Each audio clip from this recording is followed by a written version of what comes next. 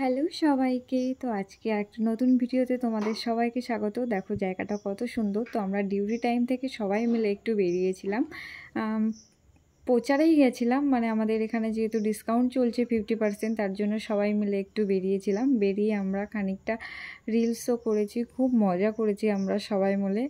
এবার রিলস করছিলাম, দেখো এটা কি হয়। এদিকে আমরা তিনজন মিলে রিলস করছিলাম আর ওইদিকে ও আমাদের ভিডিও করতে ব্যস্ত ছিল।